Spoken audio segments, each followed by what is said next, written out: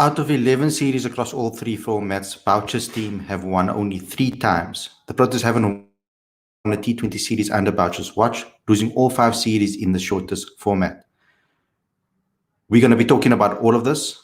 We're going to be talking about how South Africa is going to get back to winning ways. We're going to talk about how the captains are going to be an integral part of that, of finding our feet and finding our way back to winning ways. We'll talk a little bit about selection and which players are in the domestic setup, which players are currently in the squads that have been selected that can really take South Africa to the next level. All of this next.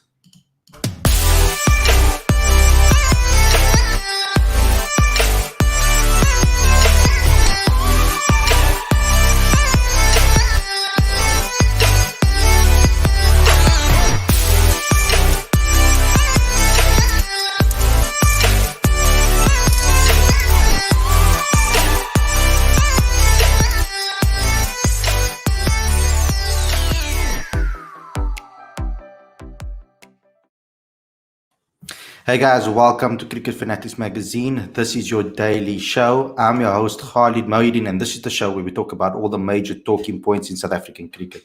Thought that I'll bring you something a little bit different today. It's more of a general topic. There's not much that's happening in the news lately when it comes to South African cricket. We're obviously still awaiting those announcements about the West Indies series. I'm going to be bringing on Aditya very shortly as well to talk to me about this topic. But I just want to read some of your comments out first. Let's see what you guys have to say. You got AB or Rassie or Temba, Faf or Miller or Quinton. Which 5 batsmen will you select? AB or Rassie or Temba or Faf or Miller or Quinton? I'll pick all. I know that you're going to say, because I want a top 6 that is strong. So if you want me to pick between AB or Rassie, if AB makes himself available, then it has to be AB. If it's Temba or Faf, I don't think these are the questions. These are the comparisons that I must be having over here. I would like to pick all of these guys that you picked on the screen. That's my preference. So that's my answer to your question. You're saying over your team combination, 5 batsmen, 3 all-rounders, 3 bowlers. Yeah, that could possibly be the case. We'll have to obviously look at the situation, look at the conditions before you can just pick a side. I don't think you can just pick a side so willy-nilly, just saying that that's how it's going to be, dependable on where they play. So that's we're going to have to obviously look into that. We got someone saying over here, good selection. That's it. Clickbait, thank you so much for tuning in. Great shows, always keep up the good work. Thank you so much for the support. Andrew says choose one of Faf and Rassie. Can't play Faf and Temba and Rassie. That would mean too many players with similar styles of play. Temba has to be there as he's captain. Choose one of Faf or Rassie. That's an opinion that you're giving me. They literally don't balance transformation numbers over the years. You can check yourself. I've put the numbers they were lacking in the live chat. Answer me on this, Khalid. I don't understand what you're trying to say. They calculate the numbers over a span of a year. And based on that, they will select either heavily in one or in the other. I don't understand why we have to have a transformation talk every single episode, though. Let's move on for that, please, guys. Simply get AB and Morris into the starting lineup. Then we'll start dominating again. We have the perfect 11 from ODI 11 from Mashit here. He says Quinton de Kock, Malan Temba, Rassie Miller, Verreynne, Andile, Maharaj, KG, Nokia, and Gidi or Shamsi, dependable on conditions. Andile is a decent ODI player, I feel. Good talks over there. I'm waiting for the test. Kyle is going to wreak havoc. We're hoping that he will play, of course. RVD is a major player for the Proteas in all formats right now, a real asset. You see, that's my point exactly. But let me just get Aditya on the show so that we can just answer this. Welcome to the show, brother. Good to see you. Good to see you. Sorry about yesterday. So, guys, I'm just going to come clean. I'm going to come clean. So I was supposed to obviously bring Aditya on the show yesterday. I completely forgot to send him the StreamYard link, and I left my phone in my room. So when I came here live, I was like, where's Aditya? And I didn't send in the link yet, so I apologize to all of you for that. Aditya was supposed to come on, but he's today. So let's start talking. I mean, Aditya, the title of this video is obviously how does South Africa get back to winning ways, or how do they go about it? Because like I mentioned at the beginning of the show, I think it was before you came on. I was just reading out of 11 series across all three formats. Boucher only won 3 times. Proteas haven't won a T20 series under Boucher's watch, losing all 5 series in the shortest format. So that's a stat that is crazy, if you think about it. And that stat was obviously given 24th April, I think it was. So we need to see a massive turnaround. Now, if we beat the West Indies and the West Indies goes through, I don't feel it will give fans hope necessarily either, yet full hope, because I don't think a lot of people will consider West Indies as a top tier team right now. The World Cup team that they'll probably pick will have all the likes, probably will have all the major stars, but I don't think for this T20 series or that they're going to have a team of Gale and Bravo and all of those guys. So we're not going to see the best West Indies team playing. But when it comes to getting South Africa back to winning ways again, I personally think that it will probably be Dean Elgar and Temba Bavuma that will probably play a massive part, don't you think? Absolutely. And for them, along with the coaching staff, what they really need to do is identify their key resources in the team and how they're going to utilize those resources. It's as well, it's easier said than done, but I think to put simply, that's how they've got to play it. A good example for this, and I know I'm probably referring to a limited overs cricket here, but I want people to think about how MS Dhoni has used his players in the Chennai Super Kings this season. Suresh Raina has been one of IPL's most successful batsmen over the years. He's the only guy who since 2008 has scored in excess of 400 runs every single season. He's an IPL legend. Yeah. Yet this time, he's played Suresh Raina at 4 and Moeen Ali at 3 because he feels like Moeen Ali is going to give him that aggression that the team has decided to employ as their brand of cricket. And somewhere I feel like South Africa needs to find a way of getting the best out of their players. And one thing that we often talked about during the Pakistan series is that you look at 5, 6, and 7, where you have 5 and 6 that can really smack the ball hard, but then when Andile comes in at 7, he wasn't able to strike it at the rate that the team needed him to strike it at. So that's something that they need to rectify. And ultimately it's those little things in a team performance that they need to really fine tune. Yeah, I think that we're in a different space when it comes to tests and when it comes to T20 and ODI. So all 3 teams, we're in a different space.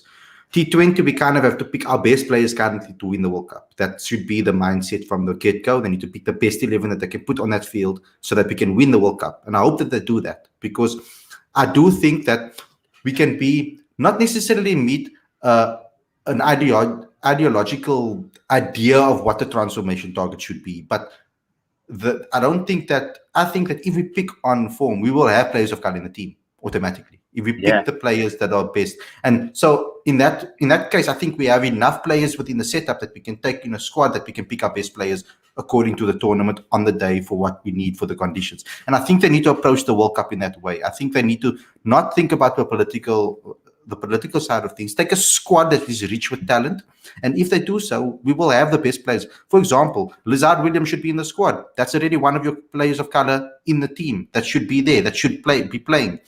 Pick him. You get what I'm saying. Like, for example, Andile Bergquist, part of the squad, pick him. He's going to be part of the squad anyway. There's players, Temba Bavuma is a captain, so he will start. KG, Lungi, 2 players that will be part of the squad. And I'm talking about the starting 11 because I believe in a World Cup, you need to pick the best players according to the conditions that you have currently. I'm just going to give guys, get your questions in towards the end of the show. Give us about 5 minutes to just discuss the topic before we start answering questions. I can't go back to the beginning, so just get your questions in at about 5 to, and then in about 5 minutes time, get your questions in that you want us to answer, and I'll try to answer as many as possible. Remember that I also have to go break my fast. I'm trying to bring you the show as best as possible as I can, so get your questions in the next 5 minutes. But just back to that, Aditya, I think that if we pick the squad, I think we'll get the best possible 11. Transformation targets will be fine. I think South Africa just want to see a squad that is representative of the country that we're from. You know what I mean? Representative of a balance, of a rainbow nation. Do you understand what I mean? So that's what I think they should be doing when they're picking the squad. Okay, so Aditya, your thought processes on that point that I make. I totally agree with you when you say that the Test, ODI, and T20 teams are going through different phases. They're in different conditions, so to speak.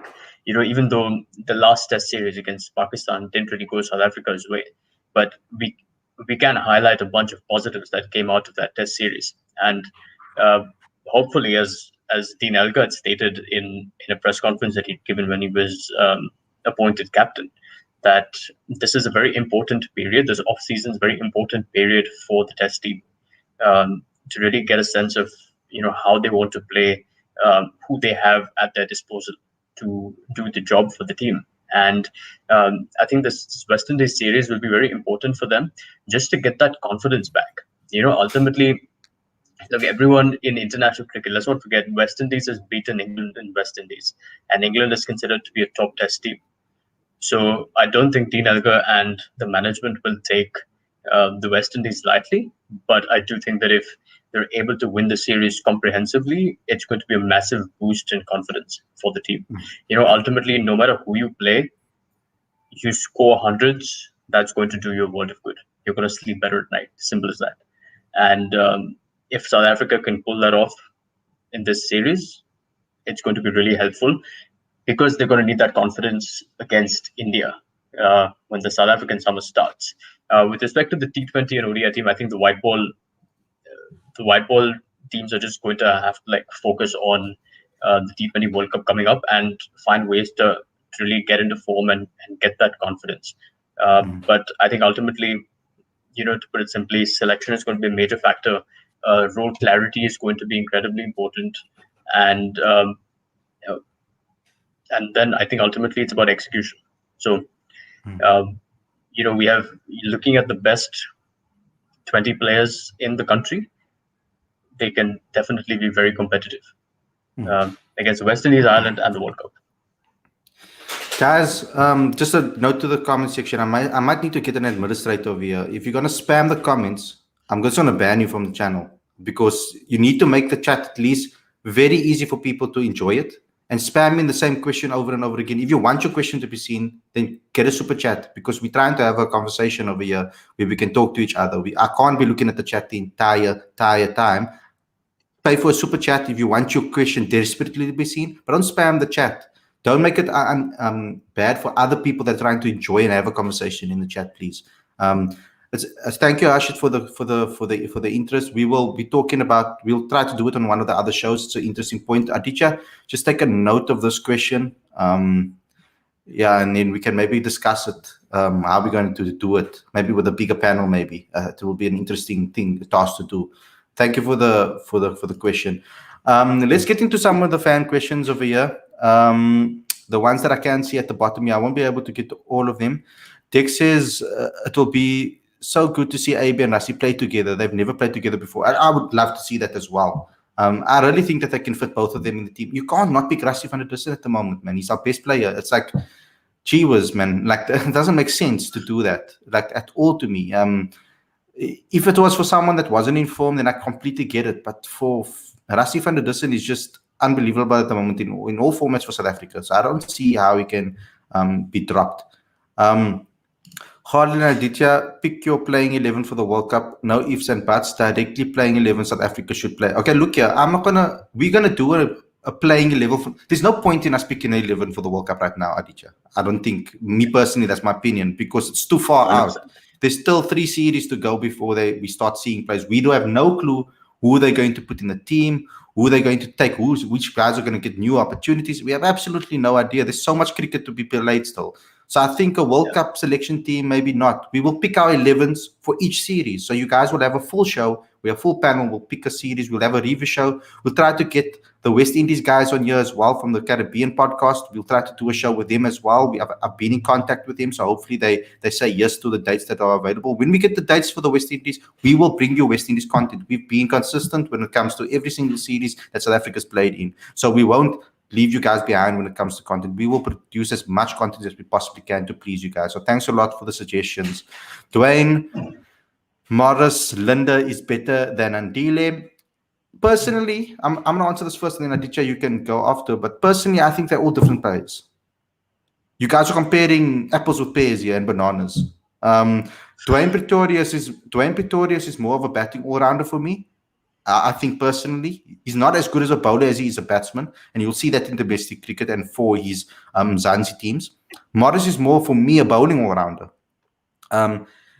I think that he's actually similar with his bowling and batting. I don't actually think that... I think he's more balanced than Dwayne, and he's more balanced than Andile. And that's my personal opinion on Morris. He's the most balanced all-rounder that we currently have. He does a similar... For the type of player that he is, he does a similar job from the bowling perspective, and he does a similar job from the batting perspective. I.e., does an excellent job in the last couple of overs, getting teams to new targets, chasing down runs when it's needed at the back end. And with regards to his bowling, he acts as a strike bowler, getting quick wickets, unexpected wickets, and taking teams into those situations. Linda is a spinning all-rounder, so I think Linda's batting is actually strong, very strong as well. I think he's also a balanced player when it comes to his spinning and his bowling. So Andile is not that. Andile is more of a bowling all-rounder. I feel that Andile's bowling has come a long way. Yes, he's dipped in form, but he has been good in other series, in previous series, in the World Cup in 2019. He was one of our best players in that tournament. I think one of our best bowlers in that tournament, if I remember correctly. So he's more of a bowling all-rounder. I see Andile more as an 8. South Africa, for some reason, want to put him up at 7 and bat him higher, etc. But in domestic cricket, he bats higher. So he does back his batting as well. And I think that he has the ability to be more successful in T20 cricket if he focuses correctly. If they just can fine-tune his game. I don't know what you think about that, Andile. I do. Look, they're all different players, and ultimately their selection is going to be dependent on conditions and oppositions. It's as simple as that. I don't think we can debate who's better than whom. It's about what discipline you need at what number in the batting order or in the bowling lineup. And I think that's going to determine it. If South Africa seem to have a pretty solid top 7, which means that at 8, Andile would be required to do better with the ball than with the bat. Yeah. If Morris is playing at 7 or Dwayne Pretorius is playing at 7, then they're going to require to be equally effective with bat and ball. So I think that's how the balance is going to work. I don't think we can say who's better than whom. I don't think that serves purpose. Yeah, because I think Andile will work a lot better on a slower wicket. On a wicket that is really slow. In T20 cricket, I think he'll be an asset there. I think that a guy like Chris Morris will be a little bit more expensive on a slower wicket. That's my personal opinion on that particular one. Whereas I think on a faster wicket, Andile will be taken, like, for example, taken to the cleaners on a faster wicket. I feel where he's bowling deliveries that are not moving around, or he can't bowl variations. I think he'll struggle on maybe a faster wicket because he doesn't bowl that pace exactly. So that's just my personal opinion, guys. Don't attack me for it. In 2019, you guys are talking about Quota again. I'm not going to get into it, but in 2019, I don't think they picked on Quota. Otis Gibson said that he's going to pick his best team on the day. And I think for World Cup tournaments, I think that's what they should do. That's just a personal opinion. I'll probably get ridiculed for it, but that's just my personal opinion. Over here, they said there have been so many changes in the T20 teams over the last few years. It seems SA were never serious about it. So pick your best 11 to go with confidence. And that's the thing. South Africa always used to try and fill up the numbers in T20 cricket because there weren't no World Cups to play for at the time. So it was the 2019 World Cup and Test cricket that they were trying to play for. So they never used to pick for numbers in those games, and people don't realize that Aditya wasn't getting picked because he was a quota player. They honestly thought he was good enough to play there. That's the reason why they pick him, because they think he's good enough. It's not because he's a quota player. They never met the quota requirements, even with Andile in the team. So that's not the reason why they were doing that. I don't know if you remember when India was here in the T20 series, they filled it with players of color, that particular series. So I just want to wrap it up, guys. I can't get to all of your questions right now. We'll continue speaking about this maybe tomorrow, if Aditya is keen to do so. But we can maybe do a part 2 of this, because I think this is not something that we can speak about all in one night. But just your final thoughts, Aditya. Yeah, look, I think this is an important period for Mark Boucher and the captains, because they're going to have to figure out, how they want to play, and they need to get a focus. They need to prepare for that phase in every game where the game is on the line. Because what has happened traditionally since in at least the last 2 or 3 years, that every time the game has been on the line, South Africa have let it slide. They haven't been able to, capitalize on that advantage. And that's something that I hope Mark Boucher can drive home to both Tinalka and Temba Bavuma and the players themselves. Because ultimately, all cricket is about fine margins. Just today on Twitter, someone was talking about the fact that Mahela Jayawardene and Kumar Sangakkara had scored and made a 624-run partnership against South Africa about 10 or 11 years ago. About like 15 years ago, actually. But people forget that Sangakkara was dropped on 15. And then Dale Steyn had got Sangakkara out bowled of a no ball when the partnership was worth only 20 runs, and they ended up making 600 runs more. So obviously, cricket is a game of fine margins, and ultimately, to me, I think that's going to indicate the progress that the team will have made as time goes by this year.